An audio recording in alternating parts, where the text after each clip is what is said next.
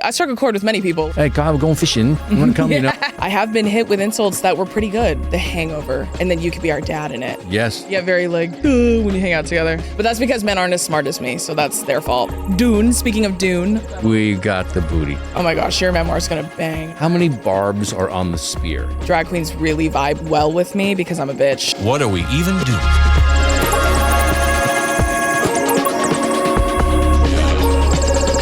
What are we even doing? Hey, hi, you found my YouTube channel. What the heck? It's Kyle MacLachlan. Come on, subscribe, smash the button, hit it, punch it, let's go. Hey, hi everybody, I'm Kyle, your host for What Are We Even Doing? This is our podcast where we sit down with creatives, basically actors, musicians, podcast hosts, writers, anyone who's doing cool stuff, as is my next guest. And we get weird together in a good way. Just have really nice conversation. So without further ado, today we have a podcaster, comedian, author, actress, hopeful actress, crusader for women, which I love, Drew AFUALO. It's so nice to have you here. Welcome to my little podcast. I've been on your podcast. Yes. Thank you for having me as a guest. Oh my God, thank you for coming on. I really enjoyed that. A lot of people were very shocked to see you with me. They were like, wow, this is how I know you've made it. I wouldn't go that far. Name. I certainly know having you here has made me feel that way. So that's the main thing. Period. Love that for us. It's so cool to have you here. Thank you. Thank you so much for having me. I'm excited to be here. This is very cool. So you tell me about the journey, because I know a little bit about your story, starting out working with the NFL and some of the other things. But when did you know that this kind of genre was something that was appealing to you? Like you said, I need to tell my story. I need to be out speaking. I need to. Yeah. Well, I think I fell into the content creation thing accidentally, mostly because I'm a know-it-all and I think I'm funny. So like, I think that's more than enough reason for me to be posting. Confident. I didn't need anyone's validation but my own. I was like, I'm hilarious. I'm going to say something. But I think I fell into the like misogyny specific pipeline, accidentally, because I made a few videos talking about like my own misfortunes while dating, like funny stories, because I love to tell stories. I love to yap. You know this about me, Kyle. Yes, I do. It's one of the things I love about you the most. Okay. I do love to chatter. So I was just telling stories at first, and then I made one video specifically that went viral, which was like a prompt from someone. Like someone was like, what are some very specific red flags in men that you have? And so I did like a whole list on my notes app, just like silly shit. Fun. Yeah. And then I did that, and that was my very first video to go super viral. And then from that... So you struck a nerve. Yes, obviously. Yeah, I struck a chord with many people, like people who hate men, people who love them, like people who are them, everyone. Right. And everyone had an opinion. I sprayed the crowd, hit a few, you know?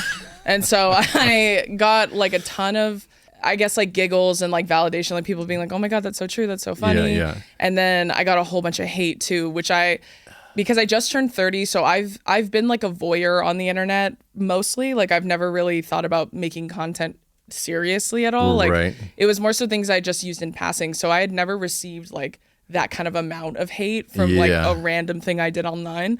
So I thought it was fun because I was like, well, I mean, if we're making fun of each other's looks, let's. Let's. I love to make jokes. And so that's one thing I'm really good at, I would say, is making fun of people's looks who are awful. And so I just started like churning out videos responding to comments and people specifically. And that's what kind of shoved me on this path of suddenly, like, hey, I have a guy I'd like you to fuck up, or I have this guy said this awful thing, you should say something about him. Okay. So they just started kind of bringing confiding in you or sharing with you and like their experiences. Me. They started tagging me in videos. That was kind of like the start of my snowball that is now my empire that I rule over now. That is an interesting way in. I have always, I create, it's mostly just sort of fun, have a laugh, you know, entertaining, not a big thing. And I've never really, occasionally you get some comments or whatever that like, and I think maybe just because I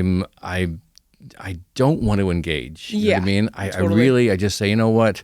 I've decided not to engage because that's not the intention of what we're doing. But, but I understand why when you get this backlash as you did, that it would spark something in you. Right. And I'm wondering that reaction comes from... I think what it comes from more so for me is like, I don't handle disrespect in a way that's like kind. Like, I guess is the way I'm. Yeah. When I'm disrespected, I bristle and react immediately. That's how I've always been. Yeah. And I've always been like, my older sister, her and I are 2 years apart in age, but we're a year apart in grade. So we were in school together a lot growing up. Yeah. And my sister is the complete opposite of me in many ways. So she's very reserved, very quiet, like very sweet, trusting, like things like that. We're like opposites of each other in that. Okay. So my sister was bullied a lot growing up. So like when I started going to school with my sister, I just really don't like bullies.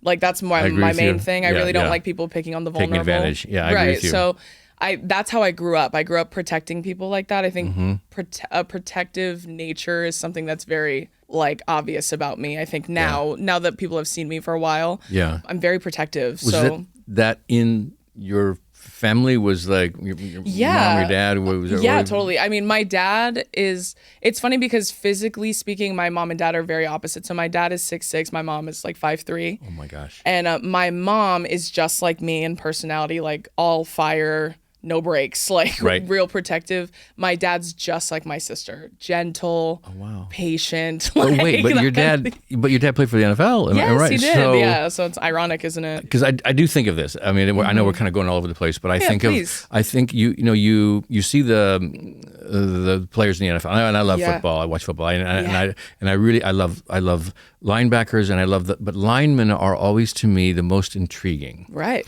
Because they're right in the trenches. I don't know what position your father plays. He's a O lineman. He was left guard. Left guard. Okay. Defensive, offensive, defensive. Offensive. Wow. Okay. That's So you have to protect. But I'm always thinking these guys, because my experience, I meet them, they're just gentle, the sweetest, giants, very, kind of, you know, linemen especially O linemen. Yes, they're just gentle. guys, but they access something that is primal. Yeah, you know what I mean, and totally.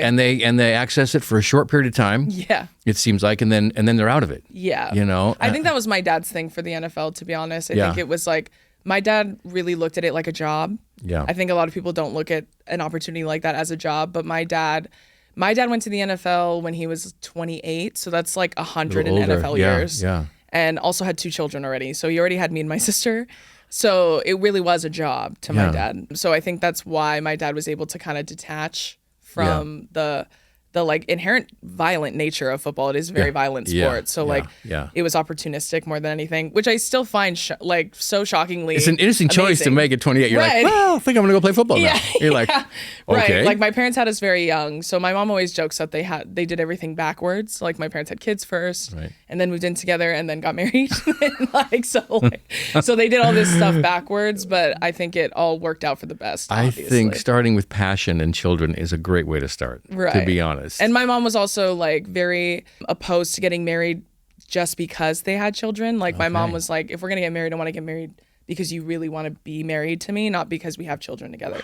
So my mom was very it's not shocking at all when you see what I do now. When you look back at my childhood and like how I was raised. Yeah. And the environment I was raised in, like Samoan culture as a whole, because both my parents are Samoan, is very matriarchal at its very genesis. Like women are held in very high regard in my culture and have been, even still are, even after having been colonized, like in religion, you know, kind of working its way in there perversely. Like it's still a very matriarchal culture. So like we take women very seriously and their words very seriously. Yeah. It's always been very normal to me for women to be empowered and strong, and these are the examples. Your mother and to fight back, like to push back. Like I am not the only Samoan woman with a big mouth on her, like at all. Like that is not exclusive. When you to me. Get together with your family, right? Exactly. I come from a lineage of women like that, like my mom included. So my sister too. So I think that's all of it. Kind of makes sense. I think like the pieces kind of make sense as to why I fell into this specifically. But I think more than anything, I just really don't like bullies. And so like when men are really, really disrespectful to women, I get excited because it feels like open game. Yeah, like at that point, if we're gonna start throwing insults, let's. Like I got a ton of them. Fair game. That's how I feel, right? And you know too, like I feel like if you're gonna be able to make jokes, you have to be able to take jokes. Like you have to, I think truly funny people can do that. Well, I wonder in Samoan culture, because I spent some time in Australia and I worked with a lot of the transpo guys from Maori. Oh, nice. Different culture altogether. And very, very connected, you know, family to family. And so I was very curious about that culture. And it's interesting you bring up matriarchal, whether it was true or not. These guys were absolutely lovely, love, so giving, so heart, leading with heart, you know, and so in touch with nature. Yeah. You know, it was all about, hey, Kyle, we're going fishing. You want to come? You know, I was like, we're going to go on the boat. You know, they would always ask me out and stuff. I was like, guys, I got to work. I got to go. And they were like, well, you know, work's important, but this is really more important. Yeah. And that was the difference, right? Yeah. And I was just so enthralled and so intrigued with them. And I just wondered if in that culture, in that family connectivity, if that had some influence on kind of your feeling of like, hey, wait a minute, you're putting down my family. Really, and my family women. You know what I mean? Absolutely. And somehow you're going past where you're supposed to go. Yeah, absolutely. I feel like a lot of when people I've known and grown up with, obviously my family included, but also people that weren't directly related to me, like they're very family oriented, and they're also like, a lot of Polynesian culture is like this, but Samoan specifically, because that's the one I can speak to, is like a culture rooted in service. So it's like giving with no expectation of receiving, whether it's to your family, to your culture, to God, like to your village, wherever it may be. And so we're a very family oriented, family centered culture. So like that's all that matters to us, which is, I think, lends towards the protective nature too, is like feeling protective of family. And that is why I think I gravitate more towards protecting people, is because I've had a very protective, large family, like a family that kind of closes ranks when things are, you know, being hurled or levied against us. And I do feel that way about women, like women in general, like women move me very deeply. I feel very connected to women. I have so many women in my life that I love deeply, that platonically, and that I've met and worked with over the years. And so like, I feel very, very protective of women. I feel very like drawn to protecting them, especially because, you know, societally, like sociologically, they've conditioned women to be smaller and quieter, as if that's the only way to go through life. I think that's another reason why I grew the platform I did, was because I think I'm kind of like a tangible example to women, especially, that you don't have to shrink in order to succeed, in order to fall in love, to get married, right? To like what you look like be attractive, be successful in any regard. Like, you don't have to shrink and be quiet in order to achieve those things. I think that's why people flock to me. Well, I think that, and it's just your confidence. You have such an aura of confidence and strength. And I've got to say that's obviously in you, and I'm going to say supported by your family. Yeah, it feels absolutely. like that is part of what's happening. Totally. I think my parents did a wonderful job fostering my light, like, because I've been very opinionated for a very long time. Right. So I think so they were like, this is what we have, one of those. Yeah. All right, let's harness that energy, because that could be used for evil too. let's hone it now so it doesn't go out of control. I agree. I think they did a wonderful job. Influence from friends, from parents, from aunts, from uncles. Is it all? Everyone sort of weighs in and sort of helps with the raising. Absolutely. Kind of? And I think that also kind of lends towards my platform now too, because I've had a lot of men in my life, including obviously my biological father, but I have a lot of other men in my life that have been very positive, shining examples of what it means to be a man and how wonderful men can be. So obviously once I grew up and went through puberty and started dating and went away to college and entered this world of dating, and I saw what men are willing to give women versus what they can do for women, like what they're capable of, it's unacceptable in a lot of ways. I've seen how great men can be. And this is not that. So if anything, it makes even more sense that I have an extremely high standard for men, because I was raised by a lot of really wonderful men. I love hearing that, because I think there is a responsibility. I mean, I had an amazing mother, you know what I mean? And she was all about equality, diversity before it was even a thing. Or popular.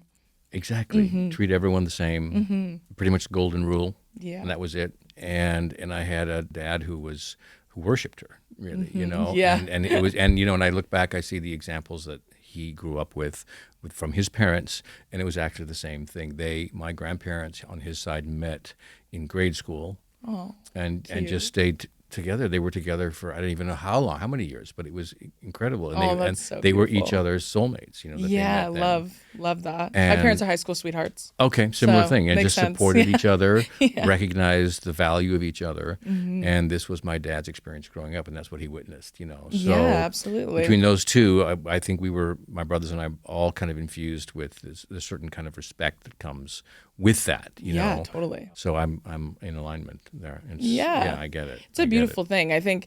And I think that's a common misconception too. When I get a lot of criticism from men, especially, they're like, well, it's probably because you didn't have a good dad. That's why you hate men. Wrong. I've actually had a wonderful dad. A dad who's been in my life for a very long time. My dad had me 20 years old, 21 years old. Wow. My dad had me very young. So like my sister was born, my mom had my sister at 18. So like, and I was born 2 years later. So like my parents had me very young. My dad's been in my life, my entire life, very constant. Yeah. And I've been raised by many men who are wonderful and kind and empathetic and supportive and empowering. And, you know, it was like, I joke sometimes that my sister and I's childhood was kind of like if the cast of Friends was brown and then there was 2 kids there.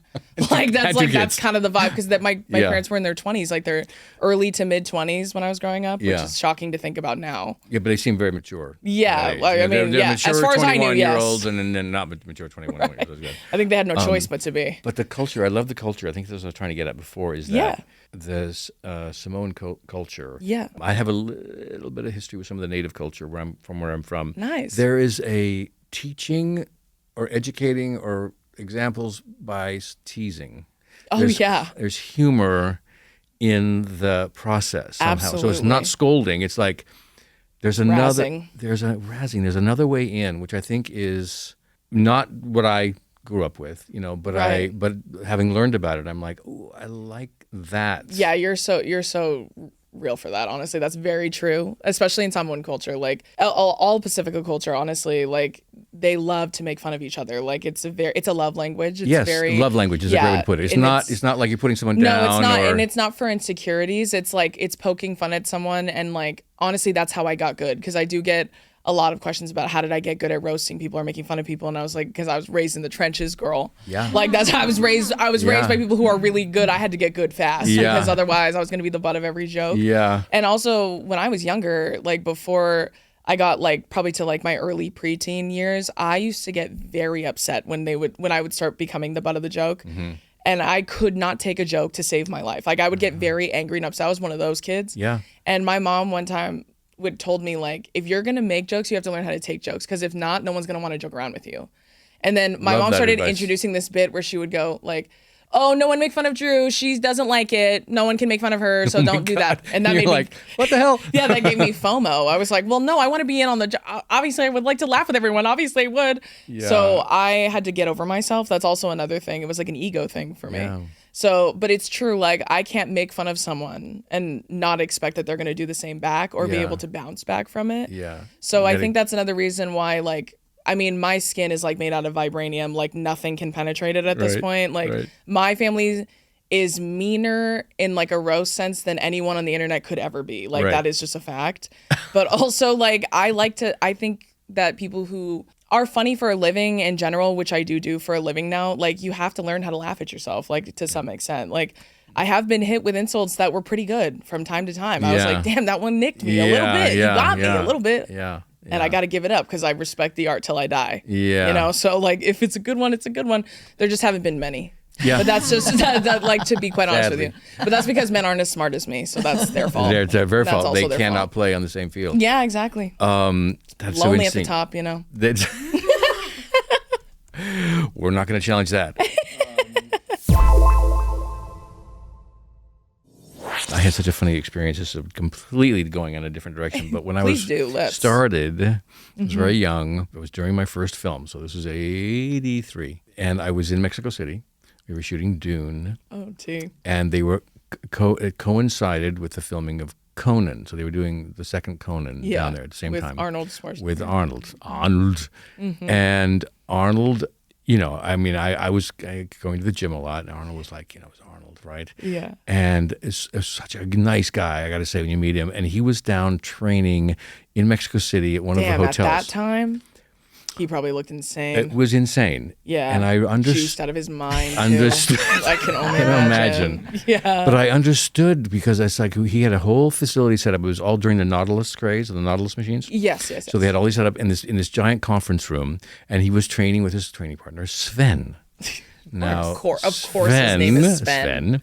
Sven was like twice the size of Arnold. Damn. And so they would go in, and he'd do like 10 reps of 10 squats, and Sven would had like, there were 4 plates. 6,000 pounds it's on the crazy. barbell. Yeah. And I realized that Arnold had Sven, they were friends as well, but he said because Sven was stronger, Arnold had to, he had to up his That's game such a to gym train, guy thing to right? say. He pushes me to lift that's harder. what it was.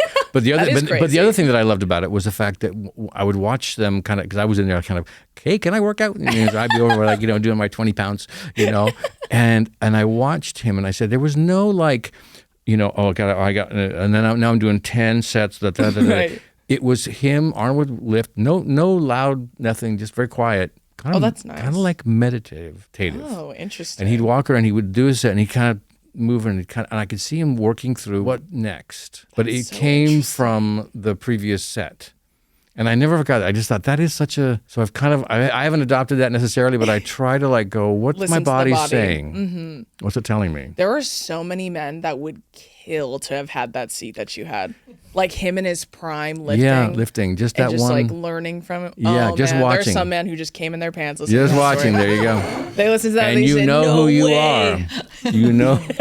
And you know who you are. Yeah, I don't know why I exactly. went off on this tangent. It was crazy. That's so I guess it was cool. thinking about your dad. I did get doing a lot that. of comments like that on our cut down together of our episode where they said the original Paul Atreides. A lot of them were saying that about you. They're like, I remember him from Dune. Dune. Oh Dune, my yeah. God, with my crazy hair. Oh my God. Oh my God. This podcast, Two Idiot Girls. Yes. I don't know this podcast. Tell me what this is about. I want to well, hear. that's like I said earlier. I do have a lot of yap in me, so Okay. I do have 2 podcasts. I call like the comment section. I call my show. She's not satisfied with one, ladies and No, gentlemen. I She have needs too to. many things to say. You know Okay. me. I call the comment section my show because it's more guest driven, and then Two Idiot Girls is my podcast with my sister. And we basically we like to describe it as like sister cousin sleepover vibes. Like it's just a completely different energy from the comment section because that's more of like a hosting thing. Whereas like obviously I'm a host of Two Idiot Girls too, but that's where we get to like talk about like what books we're reading and like what shows we're loving and tell silly funny stories and like kind of just be like cousin sleepover vibes. Right. It's You like, go into the past and talk about stuff. And yeah, exactly. And so like we called it Two Idiot Girls. A lot of people are like, why did you pick that name? And I was like, we've had this inside joke forever. I don't remember where it came from, like most of the jokes that we have, but we've just been referenced as like the girls, like forever, like because we've just been together doing everything together for our entire lives. And so like we called ourselves Two Idiot Girls randomly one day and it just kind of stuck. And then we were like, what if we named the podcast that? And I remember years ago we were like, we'll just change it. Like if it gets, if we start doing it, we'll just change. We've never changed it. So it's we're kind of married to the name now. I love it. I trademarked it. So Yes, I loved it. Well, it's because it's funny because I have two younger brothers. We're all real close in age. yes.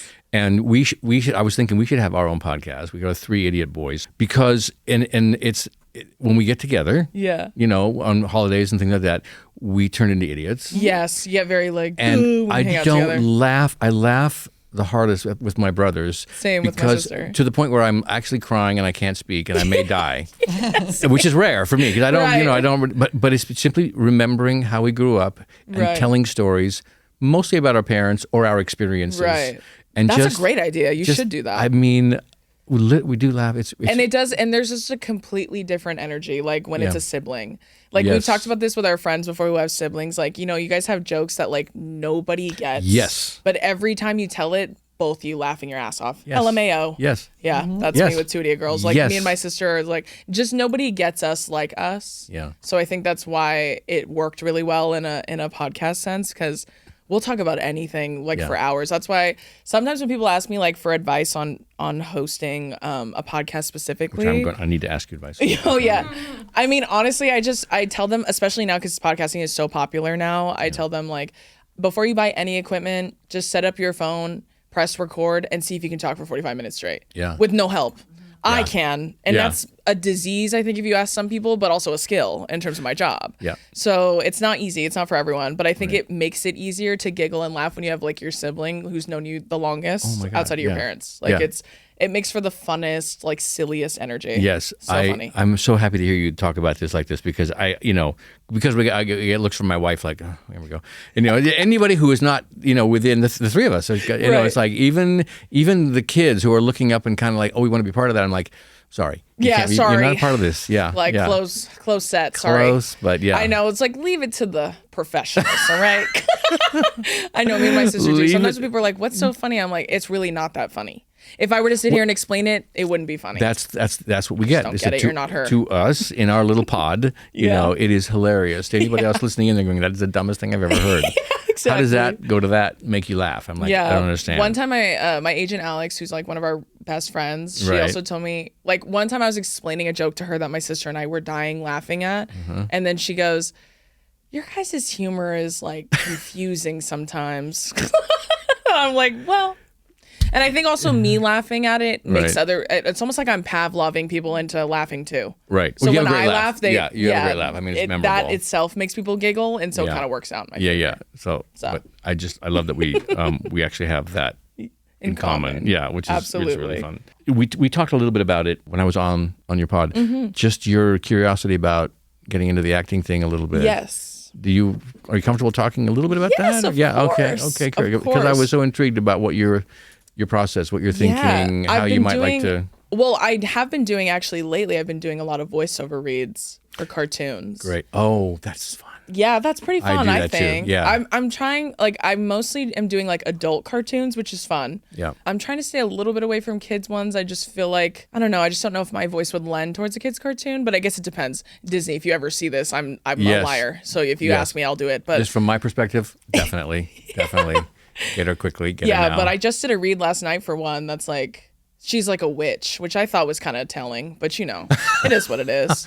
Well, good witch. There are a lot of different kinds of That's witches. true. All the reads I get, I joked about this with one of my other friends too on the Right. show, where like all the reads I get, it's like huge bitch in the office. Like that's like the bylines like for it are always like, oh, she's a cunt, but also very nice. Like, Right. you know, You're like- I'm playing a mean girl, but I think I could do it. I think you I could could do nail all it. of that easy. The challenge would be to do something, against that. So you want Right. to try something. I've been kind of slow pitching this idea. demure or Right. I was something. like, give me Yeah. something mysterious. Yes. But I'm so like not mysterious, so maybe that's the problem. But I've been challenge. like slow pitching this idea to Brittany and Caleb. I've been trying to like explain to them. I was like, we should do like The Hangover, but like the three of us. Yes. And then you could be our dad in it. Yes. Just me soft Come in. pitching. Yes. I am ready. Right. I'm So if ready. anyone wants to write that, let me know. Caleb is brilliant. Yeah, he is. God, and Brittany's I hate brilliant. him. They're fast. They are. They're fast. They're It's quick. annoying. It is. Yeah. It is annoying. But we have other skills. Yes. I know. They we can joked- have that. Yeah. We have other things we do. Yeah. You and I, fat asses. That's what we got. Fat. Listen. Take a look. Listen. I'm gonna show you later. I'm gonna stand up. They wish they had They that, but we wish have that. So We got the booty.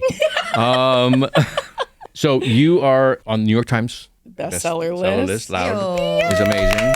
That is awesome. Thanks, guys. Thanks. That is awesome. What's the thinking? Do you have something else? Is there a follow up? What's the vibe with that? Well, I am writing another book, so that's exciting. Mm-hmm. But it's actually not a follow up to Loud, namely because like I said earlier, I just turned 30, so like I don't think I have any more advice. I think I'm tapped. Honestly, I got to live a little bit more life. I think. Okay. Yeah, I mean, so- I'm just saying. The older, I'm 66. Jesus, and you like, you do learn some stuff.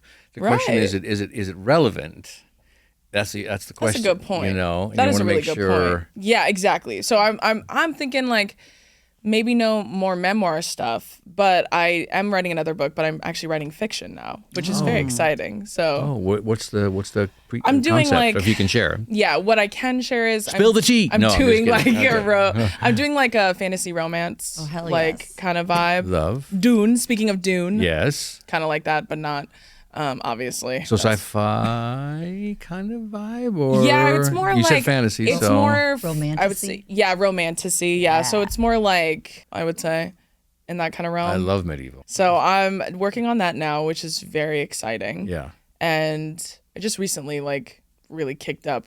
So I got a lot of work ahead of me the next few years. Okay. Uh-oh. Okay. Yeah, so I'm very excited though. I think it's gonna be fun. You said okay, I'm going to do this. We've set a goal. We've set a date. We've set a time. Yes, actually. Oh, yeah, so okay. I got my work cut out for me the Yeah. next few years. I think this is like honestly one of my biggest projects, probably the next like 5 years of my life. So Yeah. there we go, getting to work.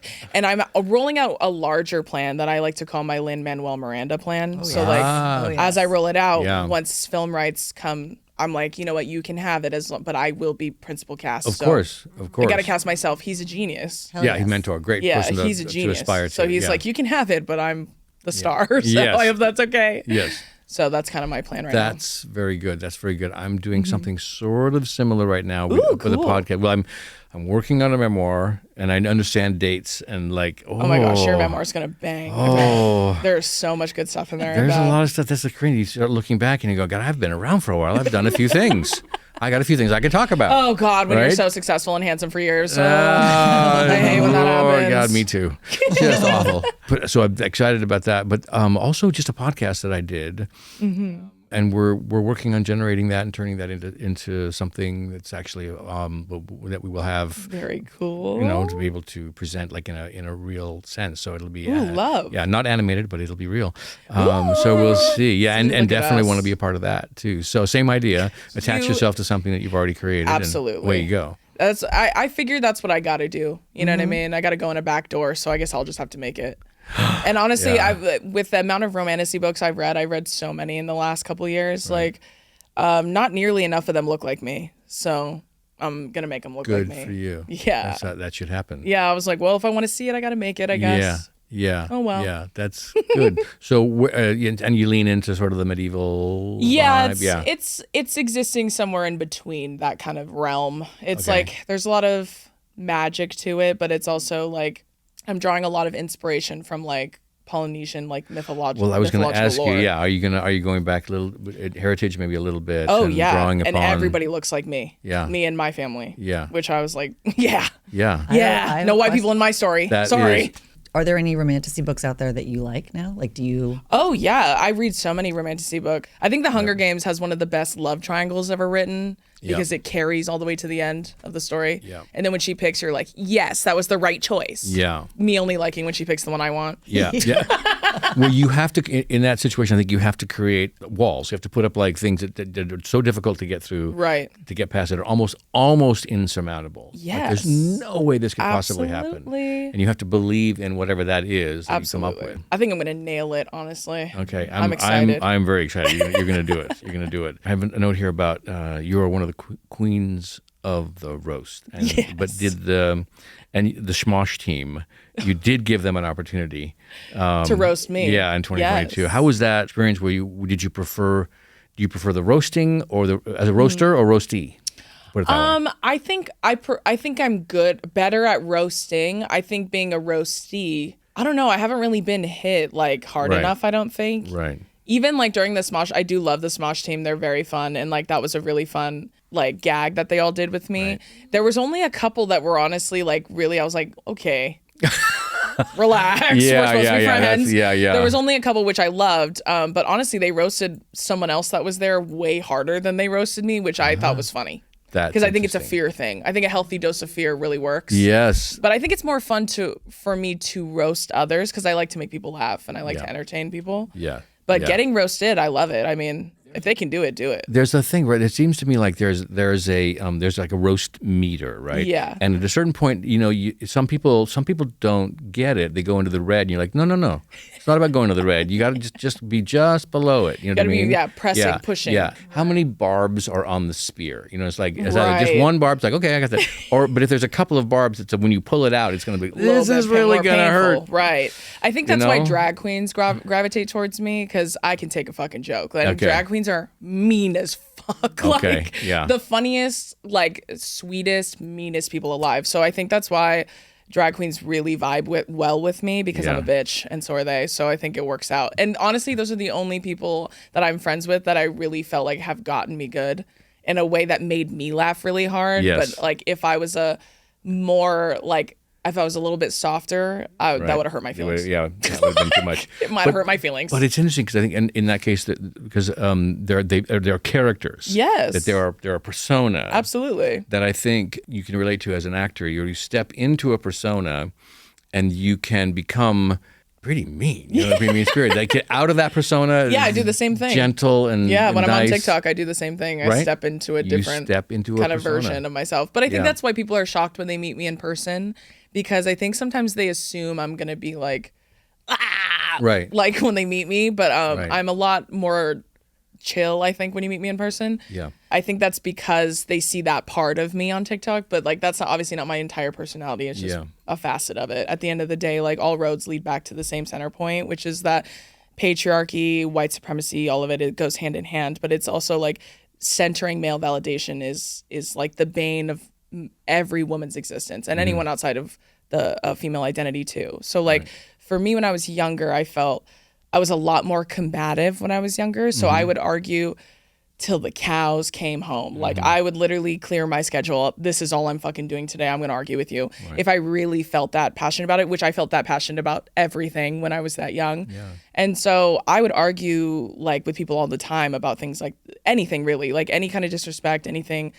And I think as I got older, I realized like that used to make me so angry to the point where I would want to argue with people. And that's where I would kind of enter that state of like, I'm not even processing really. I just want to argue because I want, and I had to really unpack why that was, like why I felt that way. And at the end of it, I think when I unpacked it, I realized it's because even in that state where I'm extremely activated and I'm angry and we're arguing, I still just want them to see me. I want them to hear me. I want them to validate me. And once I let go of that, it was a lot easier for me to not go into that kind of state anymore when I was in active conflict with a man, for example, which happens quite a lot, like, and a lot throughout my 20s, especially like in my early 20s, especially. So I think as I got older and I started to decenter men and male validation and recenter what I love and what I want and what makes me feel good, I think that this platform happening to me came at the perfect time because that was when around the time I had let go of male validation. I don't think I could have done this as long as I've done it or at the level of success I've done it had I been who I was when I was 22.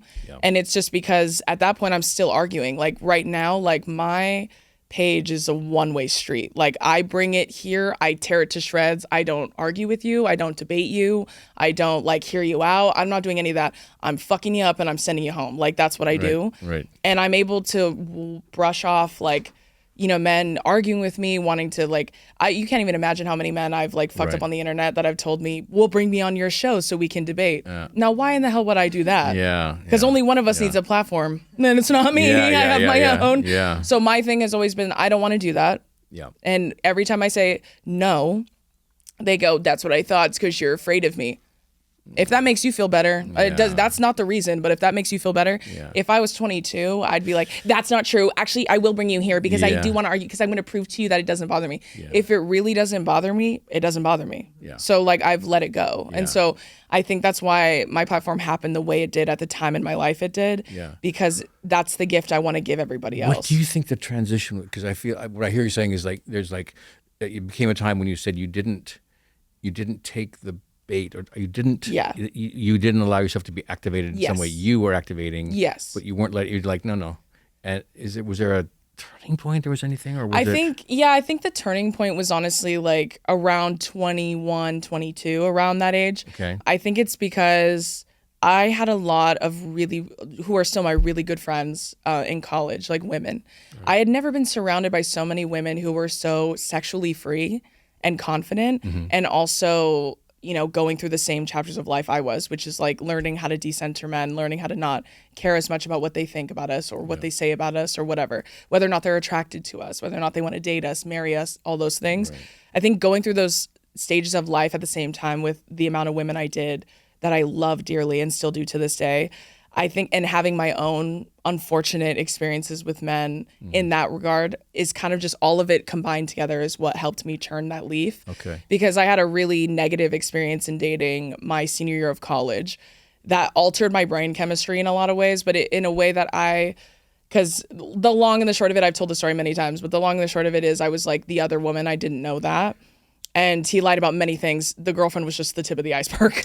There was a lot of other things he lied to me about that I did not know. But I realized, like, as I was sitting and processing that awful traumatic experience, I realized through that like a lot of that was on me, because a lot of it, I'm not stupid. I saw everything. I just chose to close my eyes, and that's on me, right? So I think that kind of realization really unlocked something for me. Like it gave me freedom, because I realized then, like, I don't have to subject myself to anything if I don't want to. Yeah. Which is why women are so smart and women are so intuitive and women are so powerful. So women do know when they're being mistreated. Women do know when they're being disrespected. Yeah. They just choose to act on certain things and not. And that's Yeah. permission they need to give themselves. Yeah. So I gave myself permission to not put up with this bullshit if I didn't want to anymore. Yeah. Even as strong-willed and confident and independent as I was at the time, that still happened to me. Yeah. And it was because I chose to let it happen to me to some extent. I can't control whether or not he lies to me, but I can control if I eat the lie, because a lot of the lies were fucking obvious. Yeah. First one being, he had no social media whatsoever. Who are you, Jason Bourne? Who are you hiding from? You're my age. Also, he lied to me about his age the first time he met me, which that was I said, you said you were 25. He said, no, I didn't, because he's 31 and I was 21. Okay. And I said, you said 25. And he goes, you probably just thought I said that because you were drunk. Okay. Gaslighting. Yeah. Right, this is- immediately, gaslighting me immediately. And am I stupid? No. I knew that. Yeah. But I was you're like, well, I probably did mishear it. That's me lying to Yeah. myself Yeah. because I'm smarter than him Yeah. and I'm smarter than how I was acting. Yeah. And I think that experience, honestly, is where I let go of, once I get a man, everything's going to be fixed. Once I get a man, I'm going to be happy. Once I get a man, I'm going to, once I have someone at home with me, like everything's going to work out for me. Yeah. That is where I truly let that go, because you could say it all day long, but if you don't believe it and like actually feel it, I don't think you're going to find your person, first of all, but I also don't think you're ever going to get anything you want out of life, because Yeah. at the end of it, it always comes down to, does a man like this? Does a man like me? Does he appreciate me as I am? Like, constantly thinking about what they want and what they Yeah. need and what they're looking for. Yeah. Where is there any space for me? If I'm always thinking about them, where's me? And I Yeah. love me. Do you have a guess of his moon? Do you have a sense? Don't jump me, astrology girls. Like, this is a very crude explanation. But like, moon is like your emotions, like how your emotions are ruled. It's like the planet that rules your emotions, I think. Ah. And then your rising is like what you project or portray to others. I think I'm Leo rising too, which is weird. No, you're Pisces though, no? Oh, you're Leo rising. Yes, Rising. but you're Leo rising But and Pisces, a Leo moon? Pisces. Interesting. Thank God for that, Pisces. But I said, I'm not letting that out. That's the Leo. I'm not letting that out. No one's going to see that. And then, but then I choose acting as a career, and I'm like, I guess I am going to That's let it all out. the Leo, because that Leos love attention too. Yeah. So I secretly do love attention. You But I like to pretend like I don't. That's I like what to be like, Pisces no, is no, trying- no, your no. fish You know is what's trying to funny? cover. I have like a theory I've said before. I was like, on one hand, I can count people who genuinely hate attention. And it's my dad's one of them, my man, and my godfather. Those are the only men I know, like, or people Yeah. in general. Yeah. Everyone else I know, they love attention They love to to be some a part. extent. Yeah. You and I have to love attention to do this for a living. Oh, totally. Yeah, totally. so it's Which natural for us. Which I accept. Yeah, but I- that's why I said the Leo thing makes sense, I think, for okay, you. But that's why I okay. said thank God for that Pisces that balanced you. Yeah. Yes. Phew, dodged a bullet there. God. Yeah, I'm a Virgo sun, Cancer moon, Sagittarius rising. Okay. So the Sag is like my fire. So that's Yeah. another reason why I think a lot of people are like, oh, she's probably like, crazy. Because I'm Sag rising. So that's what people Right. see first. Right. My fire. But your Right. Cancer is your sensitivity. Cancer Yeah, is and that's why I'm sensitivity. so protective. My astrologer told me that once. And the makes Virgo is sense. why I'm so mean, because I'm very detail oriented and remember everything. I think I should have Virgo in there as well. Although they do say Yeah. this on the You opposite have a side of the little thing, bit because I am definitely OCD. Yeah, I'm the really- Virgo, yeah, it's very But it's meticulous. about You should see aesthetic. his handwriting. It's beautiful. No, it's aesthetic. It's like I like, which I think maybe that's the Pisces thing. So I like a lot of detail, but it has to be, the aesthetic has to be just right, or I'm thrown. You know what I mean? Right. I'm very type A. That's my Virgo too. Okay. I'm very type A. So that's why I love when because my agent and my assistant, Carrie, they're both very type A. So when they're here, I can be a type B. Ah, yeah, you can relax. I can be like, duh, I can be That's whatever I want so because they're good. here and they're in control of the ship. Otherwise, I have to be steering. I've got my type A's right here. I don't know what you're talking Need about. type A, Maya, type A Carolyn. women on the team. I'm a Need Pisces. them. I'm a Need. Pisces Virgo. Need them. Need my wife, definitely. Agree. All right, so we're gonna come back. We got a cool game. Okay. We're gonna play. Fun. It's just for you. I designed it just for you. Thank it's you, Kyle. I called appreciate it. Deep Divin', Oh, nice. and it's an ode to your podcast. Perfect. Section. With my So, Nardwar on staff that I have. Yes, we're gonna be diving deep into the world of our own comments. Okay. Sections, but we're gonna gamify it. So we're each gonna read a comment Okay. from our socials, and the other one will have to guess who it came from. Mine or yours. But okay, we're back. So, as I said before, we're going to do this section called Just for you deep diving. Well, we're wearing masks Yes. and snorkels because we're doing some deep diving. And we're holding giant cell phones. We have giant cell phones, really does it giant. really This is what it looks like when people take pictures with an iPad. That's what it looks like. Like they're like holding it up in front of everyone. No, it's cool. I didn't want to watch. You are hilarious. You're hilarious. Who are you behind that iPad? I don't know. These are truly giant. So we're gonna read comments from each of our socials Okay. for each other, and we're gonna guess which person it was directed towards. Let's dive in. First one, mothering again as usual. I'm gonna assume mine. You are correct. Mothering again as usual. Imagine it was yours, though. I'd be okay. humiliated. Mothering again. But sometimes it's they. You never know. You It's never know. interchangeable. Yeah. It is interchangeable. They call me daddy on mine too, so right. it's interchangeable. You can't Could be go it's with, anyone's guess. Yeah. Okay, mine says twin. This is so peak. Oh well, that's got to be mine. Yes, obviously. Starting easy. Mr. TikTok, get them in my office. Stat. Mr. TikTok, get them in my office. Stat. I'm gonna guess yours. Ooh, Was I wrong? you are incorrect, It was mine. Mr. TikTok. Don't even know who But we're talking you know about what? in that one. It gave the Mr. TikTok, get them in my office. Stat. Again, it's sort of it's Could have been anyone. gender. Honestly. We don't know. We Genderless. can't. Yeah, we can't go with that. It's not non-gender specific. Exactly right. Okay, mine says this is my Super Bowl event. Y'all don't get it like I do. That's got to be you. Yes. You, because I was thinking. I just went to your dad. Right. Well, I was just like, oh, it's got to be your dad, right? Probably not incorrect, but logic. Probably but not, but it was a good guess. But it was a guess. The context It was a good clues guess. led you to the right answer. It was a 50-50. Yes. Okay. Your use of free will reigns supreme once again. Yours. That is yes, you are Yeah, correct. it's gotta be yours. Your use of free will reigns supreme once again. I know. I think your free will's more obvious, I think. I think think I'm doing so? the same things all the time on mine. I don't know if I agree. Your turn. Oh, yes. It says, this video captures such an interesting moment. The details really draw you in and make you think about everything happening in the background. I like how it brings attention to aspects we don't always notice right away. Me? Yes. Okay. I was like, only one of my fans would write such a Right. Such an aware concentrated, aware, exactly, like thinking through. All right. This collab has spawned a genre of video that I call videos that make me feel like I'm actually just actively dying in hospice. I'll read that one more time. This collab has spawned a genre of video that I call videos that make me feel like I'm actually just actively dying. I love actually just actively dying in hospice. Mine? It's mine. What? Isn't that crazy? I associate things like that to them talking about laughing. I thought they were saying like they were laughing. So my own hubris. I was Yes. like, well, clearly I know them in stitches. No. I think that actually makes sense. I think that's logical. This one says, can you just please be careful? You're a national treasure. Oh, that's me. Yeah, that's I think, definitely yeah, I've gotten national treasure a couple times. Yeah. Well, and funny enough, would you please stop being such an emotional terrorist? It's unbelievable here. I don't know how that happened. The odds. They're on to us. I know, for real. I am so blessed to be on the same timeline as you. That's a sweet one. I am so blessed to be on the same timeline as you. Mine? Yes. Yes, so cute. You got the sweeties. Hey, so I laughed out loud at work and everybody looked at me. Thanks.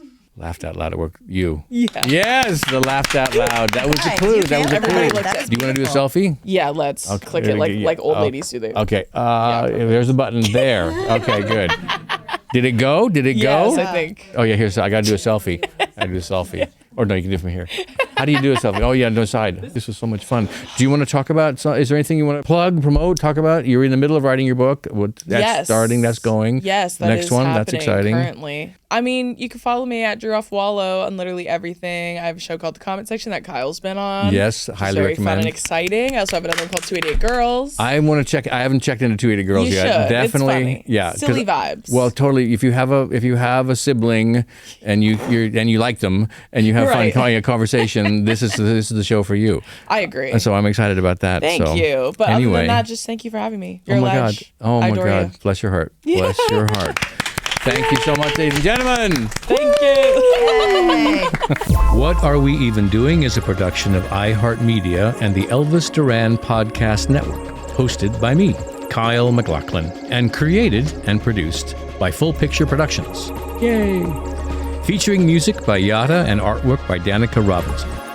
For more information about the podcast, please visit our Instagram and TikTok at WAWED with Kyle. Please rate, review, and subscribe to What Are We Even Doing on Apple, Spotify, YouTube, or anywhere you get your podcasts. Exclamation point.